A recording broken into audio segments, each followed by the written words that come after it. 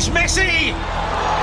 It is the cleanest of clean finishes from the best on the planet. It's time for the biggest sports stories. Liverpool, the champions of Europe, are top of the world. The biggest interviews. That such a great spectacle is ruined by such thuggish behavior. And all the analysis right here. He's the one player that has the arrogance to think that he can play in any stadium in the world and any pitch in the world in front of any player in the world and take them on.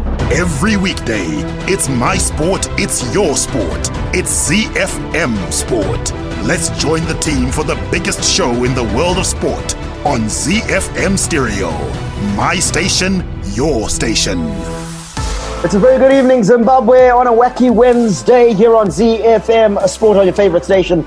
ZiFM Stereo, my station, your station. The team is here. Mike Madoda, Chris Midzi. We've got Alois Bunjira and me, Barry Manandi. And our producer, as always, is Sean Tafire Nika. On the show today, we got an exciting one lined up for you because on the home front, prominent player agent Gibson Mahachi has advised Warrior centre-back Teenage Hadebe to stay put at his relegated Turkish side Yeni Malatyaspor. Hadebe's team was demoted from the Turkish Superliga following a 1-0 loss to Gaziantep on Saturday. We'll hear the studio team's thoughts on the future of Teenage Hadebe. In international sport, Stuart Broad joined one of cricket's most exclusive clubs when he took his 500th Test wicket as England completed a series-clinching win over the West Indies at Old Trafford yesterday. We take you around the world in 60, starting off in Durban, where 400-meter world record holder Wade van Niekerk said he wants to become the first athlete to break the 43-second barrier for the one-lap event. We head over to London, where World Rugby has suggested that the Rugby Championship will be held in New Zealand between November and the 12th of December this year. And we touch down in Copenhagen, where the planned Tour de France start in Copenhagen 2021 is in doubt after the city's mayor said on Friday that he wants to postpone because of the clashes with other sporting events. We have our play of the day, and then the second half of the show is the beautiful game where Manchester City showed a blatant disregard to cooperating with UEFA's investigation into potential financial fair play breaches, says the Court of Arbitration for Sport. Chelsea cannot get carried away with the top four finish in the Premier League if they are to bridge the gap with Manchester City and Liverpool next season, manager Frank Lampard has said. And the race for second place in Serie A will go to the very last day after both Inter and Atalanta registered victories last night. All makes for a very entertaining and exciting edition of ZiFM Sport. But first, we always start with our power play, and today we call upon the vocal talents of Billy Currington. This one is called Seaside. It is country music meeting a bit of hip-hop. The Warriors, the Chevrons, the Cheetahs, the Mighty Warriors, and the Sables. From the pool to the track to the field, we are Team Zimbabwe.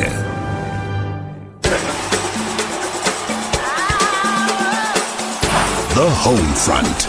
Local sports news and analysis.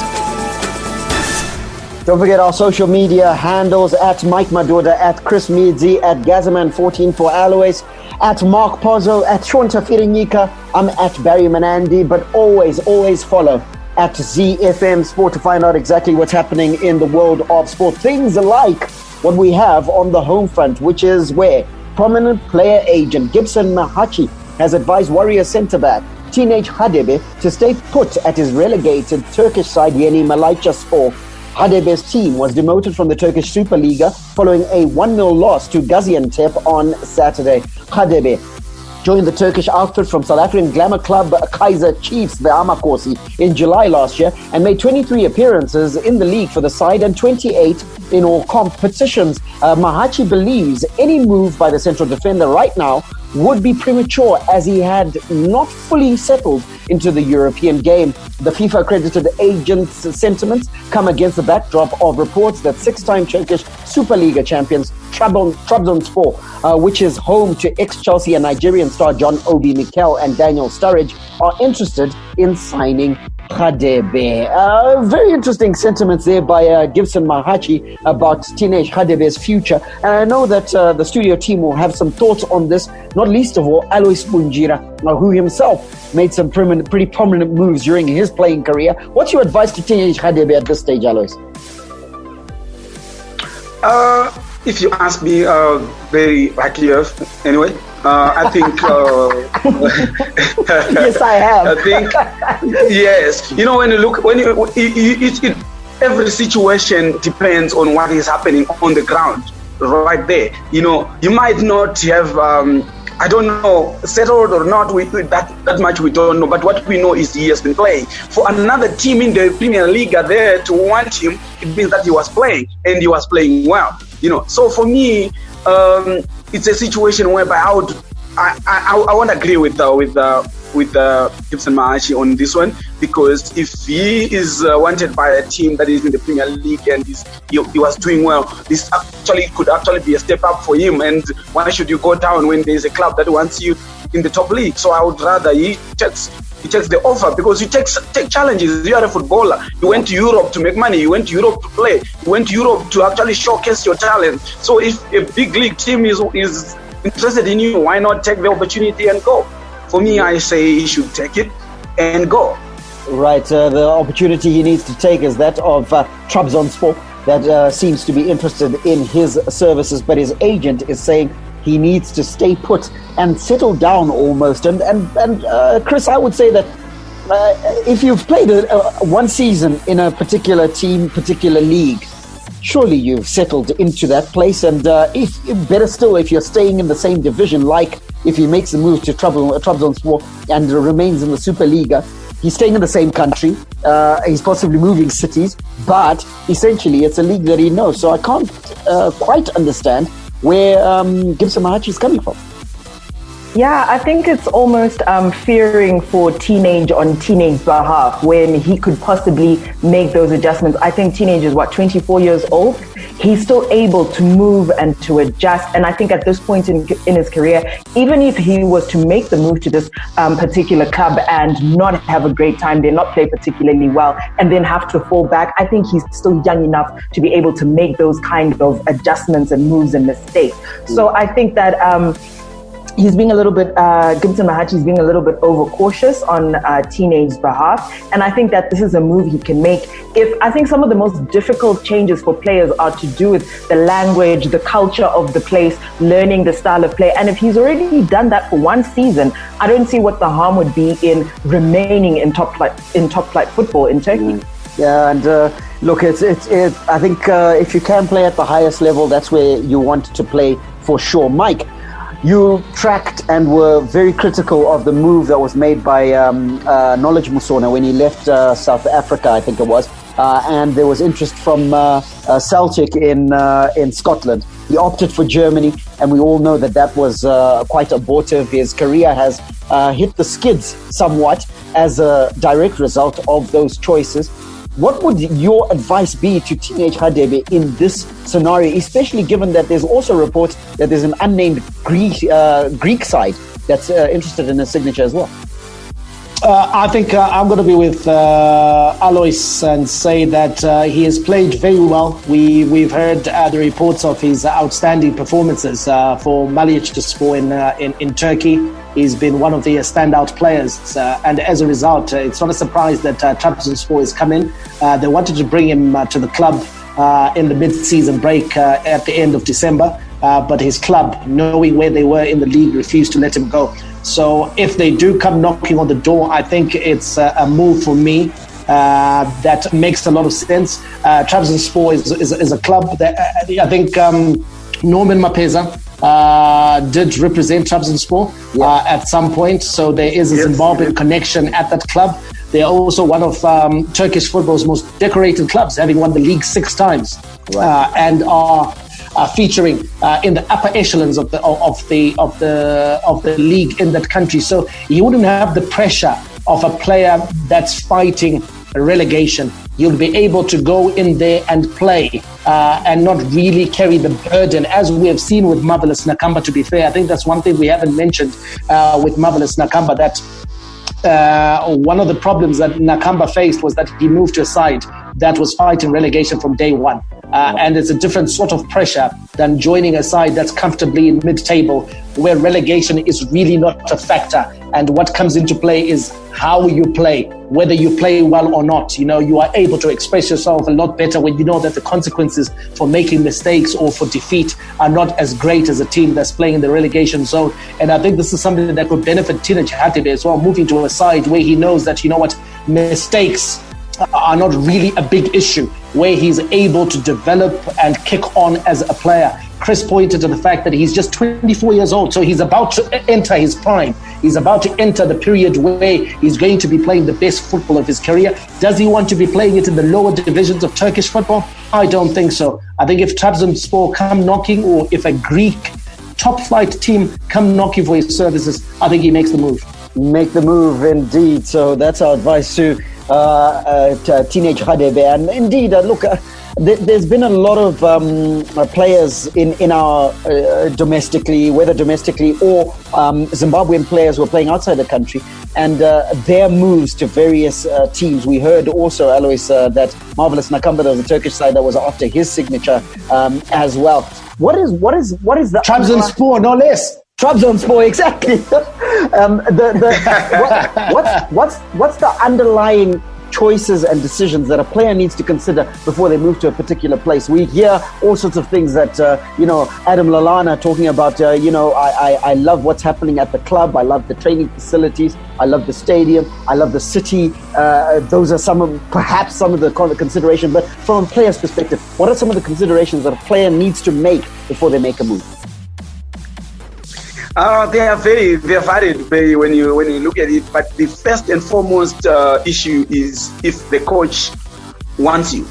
If the coach, wherever you're going, you need to have the buy-in of the coach. If the coach wants you, then it's a very good job for you to go there, because the coach will give you a chance, because he's the one who has brought you. So you don't have possibilities of you getting there and getting frustrated on the bench initially while you're getting used to the setup. So I would consider that as my number one priority. If I am to move, then I have to look at the setup of the club. Do they meet what I want? Can I develop at that club to be the world-class player that I want to be?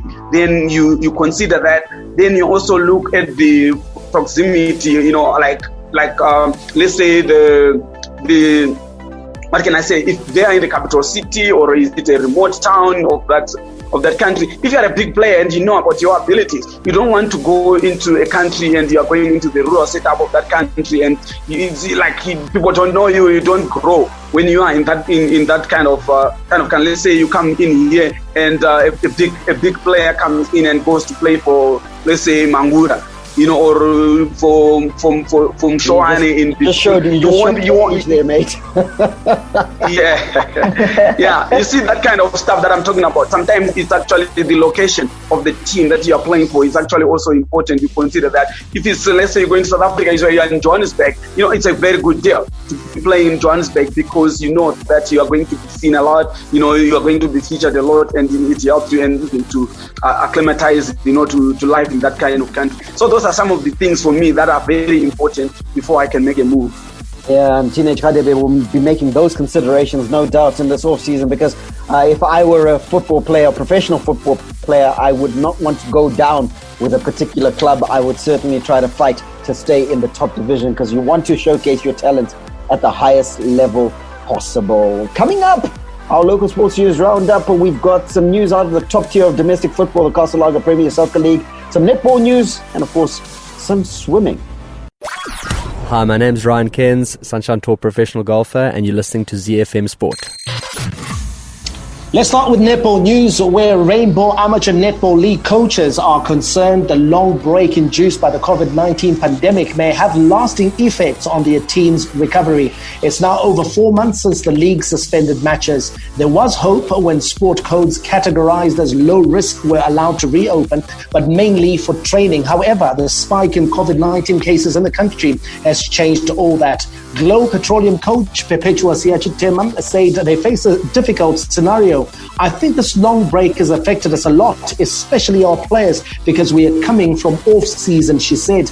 Now, even if they exercise at home, the fact that there is no game time means it will be difficult for them. In swimming news, despite COVID-19 affecting most sport codes, swimming administrators believe the sport has been spared for now as it is currently in off-season. With swimming season usually commencing in September, the sport has not felt the full wrath of the pandemic. Coupled with the fact that it has been ranked as low risk, some swimmers with access to heated pools have been training. While bemoaning the lack of competitive action, Zimbabwe Aquatic Union President Mary Kloppers is hopeful of salvaging something for the coming season. Kloppers also says there's need for the country to invest more in availing heated pools. Elite local swimmers will be hoping for a quick return to the pool in order to attain qualifying times for the Olympics. And we'll wrap it up with news out of the Castle Premier Soccer League, where Dynamo's chairman Isaiah Mufurutsa says the Glamour Boys are still in mourning and are not in a hurry to replace their late assistant coach, Biggie Zuze. Zuze died last month in Harare after some breathing complications, but with the 2020 season still on hold due to the coronavirus pandemic, Mufurutsa said the club were not under any pressure to appoint a new assistant coach. Mufurutsa says his team will probably start talking about the issue when the season starts. There are no activities taking place at the moment. There are no games. There are no training sessions. And there is definitely no need for us to rush into making such decisions, he's quoted as saying. Hi, this is Mike Madoda, and you can catch me and the team for all the latest breaking news out of the world of sport, local as well as international, on your favorite station, my station, your station, ZiFM. We are Z-Team on ZiFM Sport. Z. From the front of the grid to the back of the net, it's ZiFM Sport. International Sports News Roundup, where the world comes out to play. All right, let's go international with our sports news. And today we are zoning in on cricket. Don't forget, we're going to be giving you our play of the day, so you don't want to miss out on a wacky track a few minutes from now. And then we get into the beautiful game. So the cricket news is that Stuart Broad has joined one of cricket's most exclusive clubs when he took his 500th test wicket as England completed a series clinching win over the West Indies at Old Trafford yesterday. The 34-year-old became just the 7th bowler and 4th paceman to reach the landmark when he had opener Craig Braithwaite plumb LBW for 19 on the 5th day of the 3rd test. Broad ended the series when he had Jermaine Blackwood caught behind as the West Indies set a huge target of 399 for victory, collapsed to a meager 129 all out in under 38 overs. Blackwood's wicket gave Broad a match return of 10 for 67, in addition to the dashing 62 he made batting at number 10 in England's first innings of 369. In between Broad strikes yesterday, fellow paceman Chris Wokes returned figures of 5 for 50. Let's hear from Test Cricket's latest addition to the 500 club, Stuart Broad. We're delighted with that. It was the batsmen have set it up for us again. You mentioned sort of second Test match getting 450 in today. This game 350. When you've got scoreboard pressure like that, yeah, it means so much as a bowling unit, and we were relentless. I think each bowler in this attack brings something slightly different, and I think you saw that with changes of spells coming on. Bowlers were able to have immediate impacts, and that's just due to tiny little changes in our actions, our alignments, different places on the crease, our heights. So I think we all bowled really well together as a group. Z. Stuart Broad named man of the match, rightfully so, for his fantastic effort both with bat and a ball, making a half century and then plundering those 10 wickets as England romped to a victory in this series. Barry, we're going to start by paying tribute to the man. What a fantastic servant of English cricket he has been, and a lot of people were surprised that he was left out of that first test, but it's no surprise that in the 2 test matches where Stuart Broad has bounced back into selection, England have bounced back in the wins column. Yeah, and if the selectors are to be honest with themselves, they made a mistake in that first test. And I think it surprised him as well when he wasn't selected for that first test. He, in fact, actually said that he was disappointed not to be selected because it didn't give him the opportunity to obviously hit this milestone. And as the cricketer that he is, he just loves to play cricket. and wanted to do so. But great thing is that eventually when he came on stream, look at what he's done and the work that he's done. And it's the work that he's been doing for England over a long period of time. And I think we're just privileged to see a paceman of this stature and status. Even if you run through those who are in the 500 club, you can just see the elite company he's keeping, and he's well worthy of being part of that group. Well, let's take a look at that 500 club for seamers. Jimmy Anderson, his strike partner, is on 589 wickets. The legendary Glenn McGrath of Australia, 563. And then Courtney Walsh of the West Indies, 519. And of course, leading the way in Test cricket, you have the spin bowlers. That is Muthaiya Muralitharan, who's got 800 Test wickets. Australian Shane Warne, the Wizard of Oz, they used to call him, 708. And Anil Kumble of India, 619. I'm going to give you a quirky little fact here, guys.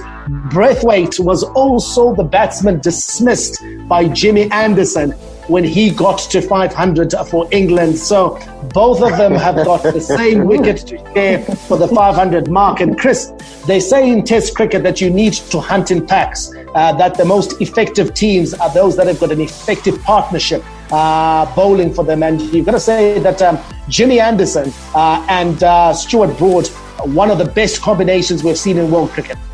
Definitely, and I think you can see just from that partnership and how well they've performed together that this is one of those partnerships, first of all, that we'll be talking about for a long time, and that hunting in a pack actually is what these teams need to be doing. Barry, let's not forget the West Indies. Yes, they fell short in this series, losing 2-1, but they did win the first test, and it was a magnificent victory for Jason Holder and his men. And off the field of play, Barry, they have got to be thanked for keeping cricket alive in the United Kingdom, because God knows where cricket would have gone if the West Indies had refused to tour the United Kingdom to play England in this test series. And English cricket owes them a lot of thanks. Yeah, a huge debt of gratitude to the West Indies for actually accepting the invitation, making sure that they fulfilled this fixture. We all know how much it took to get these games off and running. It wasn't an easy feat whatsoever. A bit like Project Restart with the football in England as well, where there were all sorts of protocols that needed to be and hoops that needed to be jumped through. But they managed to do it.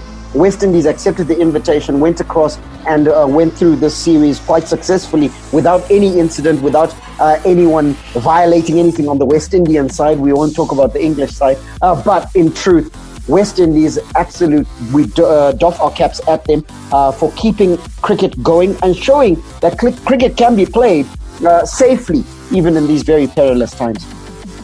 Absolutely. And of course, if there are any positives that the West Indies can take away from this series, apart from the participation, is the fact that their bowlers really stood up and were counted. The likes of Shane and Gabriel, Kemar Roach, the captain himself, Jason Holder, able to match any of the best attacks in world cricket. But their batsmen have got a lot of work to do. They need to put something on the board to give their bowlers something to fight for. So that is the area that they'll go back to the Caribbean and work on. Mike, I know you love an athletic person out on the sports field, any sports field.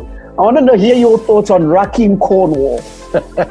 Oh, he's a big unit, isn't he? I mean, he's a big fella. I wasn't surprised to see him fielding in the slips because, to be fair, I don't think you can place him anywhere on the field because I don't think he's that mobile. But he wouldn't make it back. Yeah, absolutely. And he is quite handy with the bat. I think he's got a first-class 100. He's able to pick up wickets now and again on turning tracks. And so he's an interesting one. They've done well, actually, to trim him down to size because he used to be a bit bigger than that.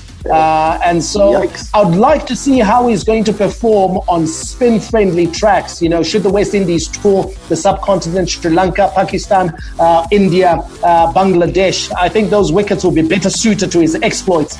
And even his batting as well. He is a dashing batsman. He won't run a lot, but he does clear the rope now and again. Indeed. Hi, my name is Sean Williams, Zimbabwe cricket captain. You're listening to ZiFM Sport. Z. Around the world in 60 seconds. International sports news. Around the World in 60 is brought to you by GSTV. We'll take off in Durban with 400-meter world record holder Wade van Niekerk says he wants to become the first athlete to break the 43-second barrier for the one-lap event. The 28-year-old South African who timed 43.03 seconds at the 2016 Rio Olympics final to set the new mark, said in a BBC interview with former record holder Michael Johnson that he's determined to make up for lost time after a couple of years recovering from serious knee injury. Van Niekerk, also a two-time world champion, damaged knee ligaments in October 2017 while playing in a celebrity touch rugby match that preceded a South Africa-New Zealand rugby test in South Africa. We head over to London, where World Rugby has suggested that the Rugby Championship will be held in New Zealand between November and the 12th of December this year, despite South African Rugby CEO Yuri Roux confirming that no test matches would take place in South Africa this year. The move to play the Rugby Championship looks set to happen now, although much could depend on when South Africa return to the field. Rugby South Africa says that the return to play date is still set for the end of August, although indications are early September for a local competition. But with the Springboks needing to quarantine for 2 weeks in New Zealand prior to the Rugby Championship, it will leave them with little more than a month to prepare for the competition. We touched down in Copenhagen, where the planned Tour de France start in 2021 is in doubt after the city's mayor said on Friday that he wants to postpone because of clashes with other sporting events. It is increasingly likely that it will be in 2022, Mayor Frank Jensen said on Danish television, and increasingly unlikely for 2021. The 2021 tour is now scheduled to clash with the postponed football Euros, which include 4 matches in Copenhagen, the last of them on the 26th of June. The tour's grand depart would have been a time trial in Copenhagen on the 2nd of July, with 2 more Danish stages on the 3rd and 4th of July, but the tour had asked to bring the start forward a week to avoid overlapping with the rescheduled Tokyo Olympics. Hi, my name is Rune Shamba, Mytoria's Super Striker. You're listening to ZiFM Sport. The big leagues, the big teams, the big players. The beautiful game on ZiFM Sport. All the rivalry. Here is Harry Kane for Tottenham. Oh, what a goal! A classic Notty goal from Harry Kane. Catch him if you can. All the stars. Oh, back here's Liverpool 2 in front. Talk about impudence. Talk about improvisation. Talk about Sadio Mane. And all the game-changing moments. And Raheem Sterling rattles it home. And once more, City are in front in a trice. All the updates from the Premier League on ZiFM Sport. We start in England, where Manchester City showed a blatant disregard to cooperating with UEFA's investigation into potential financial fair play FFP breaches, says the Court of Arbitration for Sport. That is despite the Court of Arbitration for Sport, the CAS, overturning City's 2-year ban from European competition, which was issued by UEFA in February. The club's fine was also cut from 30 million euros, that's about 27 million pounds, to 10 million euros.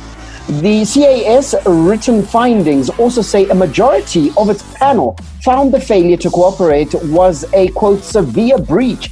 However, they did not find that the lack of cooperation was decisive in the charges of breaching FFP rules being dismissed.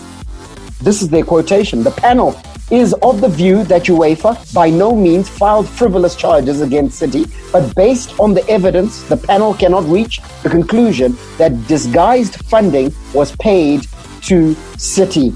That's what the report said. It was released yesterday. Let's hear from Sky Sports' Keve Solko, who gives a summation of the report. Well, look, the main thing to bear in mind was that City's owners were accused of putting £200 million more than they were allowed to into Manchester City. Now, CAS decided that that allegation was not proven. We have to get that straight right from the start. Manchester City denied in the strongest possible terms that they had done anything wrong. And what was interesting, of course, about this investigation was was that it was based on some emails that had been hacked from Manchester City's internal servers. And if you read these written reasons, you will see that Manchester City say that 5.5 million emails were stolen from them. But this case that was brought by UEFA was based on just 6 emails. Now, the panel said that UEFA had a legitimate reason to bring this prosecution. The panel said that the prosecution was not frivolous, but it said that they had not proven their case. Although they did say that they found Manchester City guilty of not cooperating with the investigation. They said, for instance, that City failed to provide witness statements and they failed to provide the original versions of the hacked emails. That is why they say that they decided to fine Manchester City 10 million euros for not cooperating with the investigation. But of course, the most important thing as far as Manchester City were concerned is that they had that 2-year ban from European competition overturned, which of course means that they can play in the Champions League next season. All right, now, Bunja, the report that was released by the CAS making for some very interesting reading. One of the main ones, which is what we've extracted to talk as our talking points, is the fact that they are not absolving City of any wrongdoing because they are saying that City was a very uncooperative individual, in inverted commas, albeit that they're an organization, in the sense that they didn't cooperate with UEFA. However, there wasn't enough for them to convict.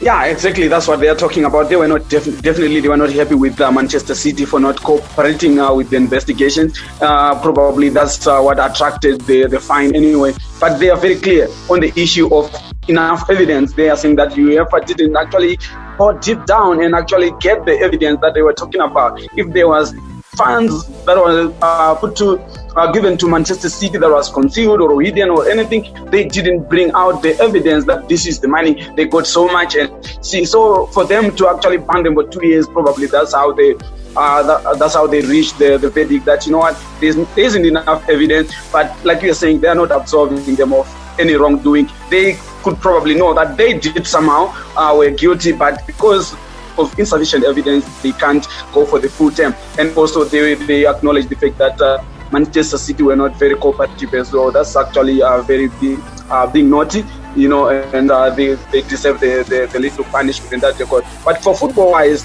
I'm happy with the decision that came out eventually, so that they can allow Manchester City to participate.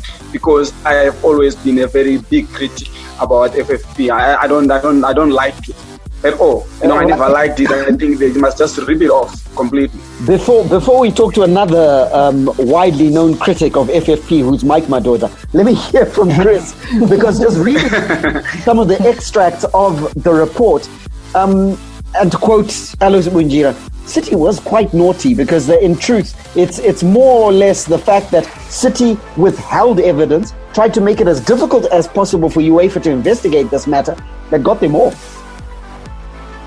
That got them off, and I think it was, look, what were you going to do? I think the punishment itself that was being served to them was, for me, a little bit heavy-handed.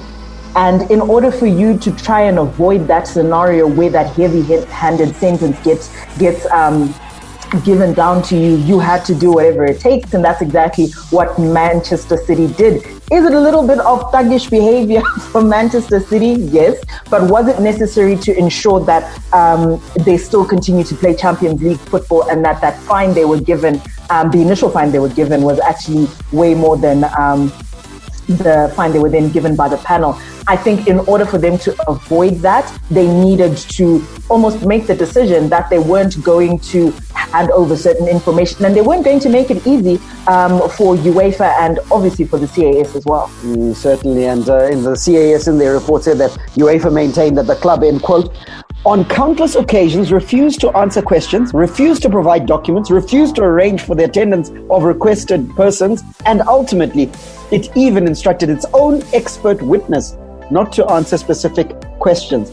Now, aside from the report, aside from the judgment, FFP in itself needs to be looked at, and hopefully this will be a case that will almost catalyze the discussion around the fairness, the structure of FFP, don't you think, Mike? Yeah, absolutely, Barry. I think my argument against financial fair play has always been a moral one.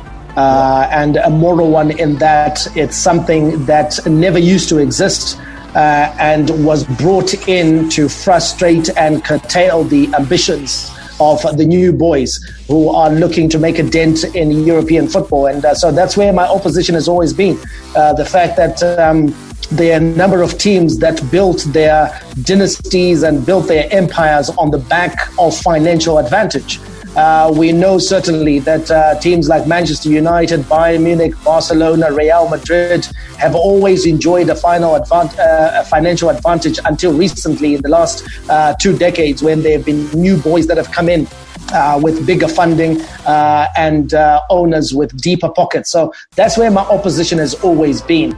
I think what needs to be done, Barry, is that if we are also to implement financial fair play, it's got to be done fairly. We have seen a number of cases in the past where teams have got away with a slap on the wrist. Case in point being the 2 Spanish giants, Barcelona and Real Madrid, who have always enjoyed, some of these deals that they make with the Spanish government, their acquisition of land in Spain, their ability to get loans from the government financial system and etc. to fund some of their projects. Those are things, Barry, that need to be looked at. And indeed, those 2 teams were given a reprimand in 2016 over their illicit financial activities. Yep. But we saw the heavy-handedness, like Alois Chris who pointed out that it was a bit heavy-handed for you to turn around and say to Man City, you are out of European competition for 2 years. So we want to see uniformity. Yep. We want to see consistency when it comes to the application of financial fair play. It looks like it's not going to go away. But it certainly needs to be modeled in a way where, listen, if Liverpool breaks the law, as it were, then Liverpool must go down. If PSG break the law, then PSG must go down. It mustn't be the fact that PSG is Arab money, so we are a lot tougher on them than we are on Liverpool, because Liverpool is one of the traditional big boys and one of the aristocrats of European football. So they need to be fair in its application. But more importantly, I think, like Alois, I'm of the opinion that it should be scrapped, because I don't see, unless the money is illegal, unless the money is criminal, unless it's crime money, that's, what's wrong with money in football at whatever level? What's wrong with it? What will inevitably happen is, if money comes into, let's say, Manchester City, that money is ultimately going to filter down the entire footballing pyramid, because what it does is that Manchester City is then able to have a big pool of players. But okay, fine, they got quality players. What's going to happen to the academy players? They're going to be loaned out to teams in the Championship, and those clubs get better as a result of Phil Foden now playing for Brentford, playing for, and yet Manchester City is paying those funds. So the footballing pyramid gains. Jadon Sancho, a player that a lot of teams are after right now, is a product of the Manchester City Academy. And where would those players be if Man City had not come into England and built the biggest and the best academy in the land? And so for me, money is good money. I'm just hoping that they don't frustrate. It's good money, always.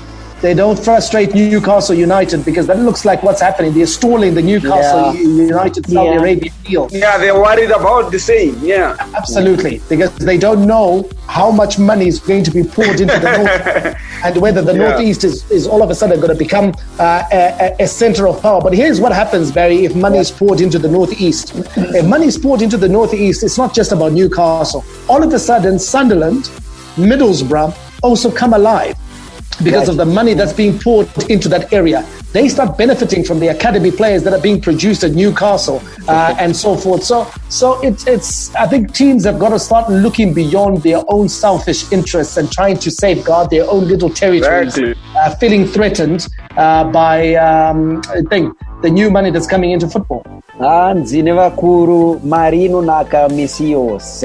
So whenever they come through, and let us enjoy it. All right, a very interesting one. Very quickly to wrap this story up, the written reasons also confirm that On March the 9th, 2020, 9 Premier League clubs, Arsenal, Burnley, Chelsea, Leicester, Liverpool, Manchester United, Newcastle, Tottenham and Wolves, wrote to the Court of Arbitration for Sport asking that a stay of execution from City's Champions League ban be withheld in the event that City never applied for a stay. Remember, Pep Guardiola said, I know all of you who didn't want me in the competition. Well, I am here. Let's go to London now, where Chelsea cannot get carried away with the top 4 finish in the Premier League if they are to bridge the gap with Manchester City and Liverpool next season. Manager Frank Lampard has said Chelsea sealed the Champions League place after securing a 2-0 home win over Wolverhampton Wanderers on Sunday in their final Premier League game of the season. I suppose at Chelsea, we have to be careful getting excited by top 4 finishes, but coming into the job, I don't think a lot of people put us in that bracket. The gap is there for a reason, and there because Manchester City and Liverpool have taken it to a different level. Those are the words of Frank Lampard. Now, Chelsea play Arsenal in the FA Cup final on August the 1st before taking on Bayern Munich in the second leg of the Champions League last 16 tie on August the 8th. Improvements at Chelsea required, Alois? Yeah, of course, most definitely, and I think the manager himself knows, and you could actually tell before this season ended, they are already on the shopping spree. They're already looking around habits, and you can actually already conclude that he's going there as well. They are solidifying, they are strengthening their team, which is actually what we want also as for fans in the English Premiership as well. We don't want that situation where Liverpool and Manchester City, they're just going on their own, so we are expecting that, and they know that, and I'm sure that they won't get carried away with fourth place finish. They want to go all the way as well. He's already made some signings in Timo Werner, and thereafter Kai Havertz. Already Hakim Ziyech has arrived from Ajax, and those are good signings, and they bolster the squad. You can sort of see what Frank Lampard is trying to do at Chelsea, can't you, Chris? You can definitely see what he's trying to do at Chelsea. He's trying to build a squad, I think, that he can run with for more than a couple of seasons. These are young players like he's been building with all along. But I think in as much as he's talking about he wants to improve, I think the goal to challenge Liverpool and City, admirable though it may be, I think in this next season it may be a little bit of a reach. I think there's a maturity about those two sides that Chelsea is yet to have, and it's going to take at least one more season before we can say that squad is really ready to challenge those top 2 teams. So I think, is he building a formidable squad? Yes. Is it going to be ripe and ready for this very next season? I don't think it's going to be ready to challenge for honours. He says that nobody put Chelsea, let me put it correctly and not personalize it. Nobody saw this Chelsea side, in those Champions League places. They've managed to achieve that. So it is an achievement which they can celebrate, but there is work to do, is his statement. You agree with that, Mikey? No, I don't agree with that, Barry. I think he's trying to basically glorify his own achievements, yet Chelsea, in actual effect, has gone backwards. Let's just run through, Barry, some of the things that have come out of this season. You take a look at Chelsea, lost 12 games. That's an amount more than any of the sides that actually finished 9th and above in the English Premier League. And that's 4 more than they did last season. They shipped in 54 goals this season compared to last season's 39. They also finished with 6 points less than last season's haul of 72. Where Maurizio Sarri finished in 3rd place. So right now, to be honest, I'm looking at Chelsea and I'm thinking, yes, they're trying to address certain issues. The creativity you talked about, Ziyech has come in. Kai Havertz is on the brink of joining. They're also looking at the issue of goals. I think Tammy Abraham was their top goal scorer with 15. They brought in Timo Werner, who was a prolific goal scorer in Germany, 28 goals in the Bundesliga. So they're looking at that area. But I think they also have to go to look to their defense. 54 goals, Barry, is a hell of a lot of amount of goals to concede in the Premier League. That's as good as a side that's in the bottom half of the table. And with a porous defense of that nature, you cannot challenge, like Chris said, your Manchester Cities, your Liverpools, who are very mature and who have got a working system. They're looking to just, polish up and tune, themselves to another campaign. So he's got to look at bringing in, Barry, at least a couple of defenders. guys like Marcos Alonso, Azpilicueta, yes, they're a bit long in the tooth now. They don't have old. The heart of faith. Yeah, they're old. I think apart from Rudiger, Rudiger is the only one that they can look to who's dependable. But I think they need a top-class centre-half to play next to him. Yeah, absolutely. They've got the young talents of Christensen as well, but you can see he's a bundle of nerves, hasn't settled down at the club, so there's a bit of work to be done in defence, most certainly, and I think Frank Lampard has a lot to do. Now, some of you, of course, may have seen this story yesterday. Real Madrid forward Mariano Diaz has tested positive for COVID-19. The Spanish champions said yesterday, casting doubt on his participation in the Champions League tie at Manchester City next week. Real said in a statement that tests were conducted on the squad on Monday and that Diaz, though he was in perfect health, he will be self-isolating at home. Real, who trail Manchester City 2-1 for the first leg of their last 16 tie before the pandemic suspended the competition in March, are set to play the Premier League side in the second leg on 8 August at the Etihad Stadium in Islands. Now, this has got to be a cause of concern, Alois, and they will be keeping their fingers crossed that Diaz didn't infect any more players at Real Madrid.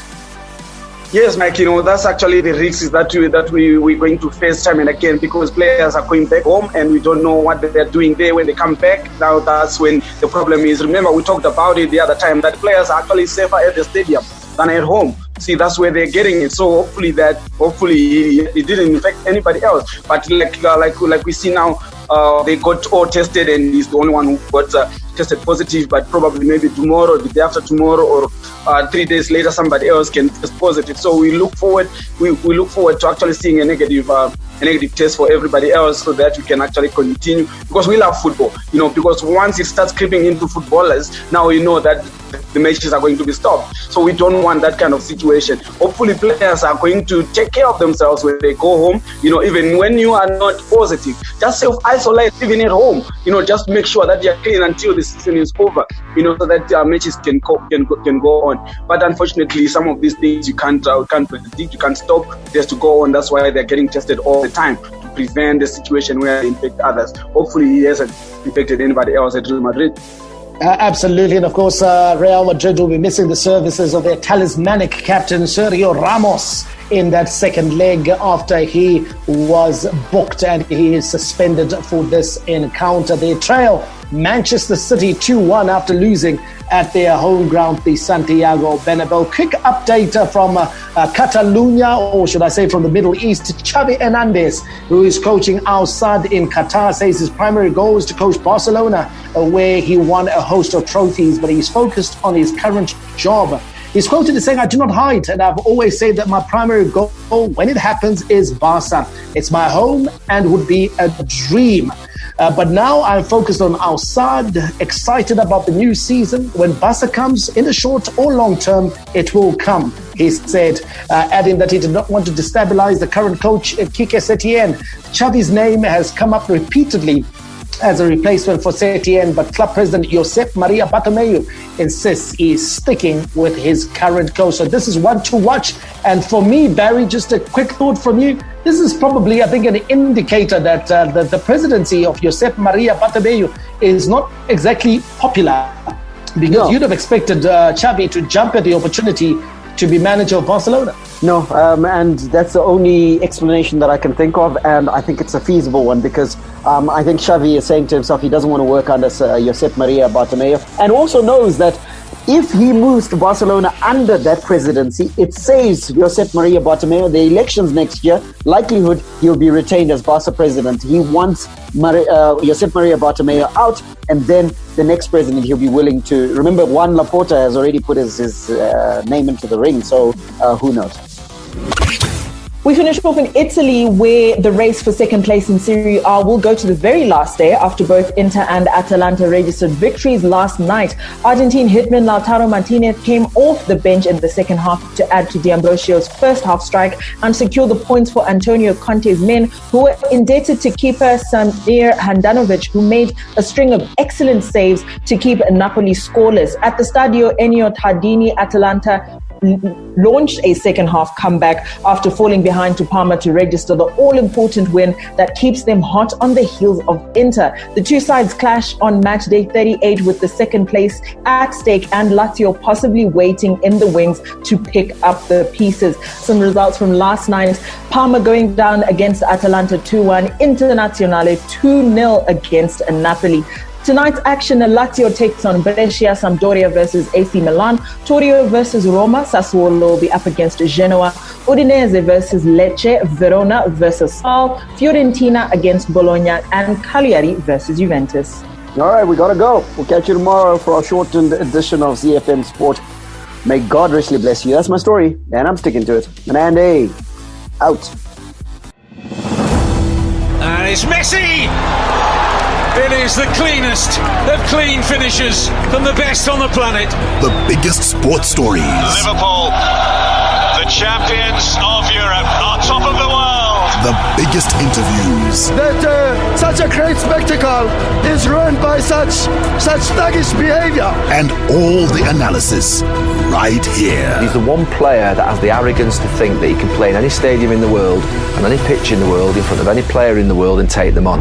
Every weekday, it's my sport, it's your sport. It's ZiFM Sport on ZiFM Stereo. My station, your station.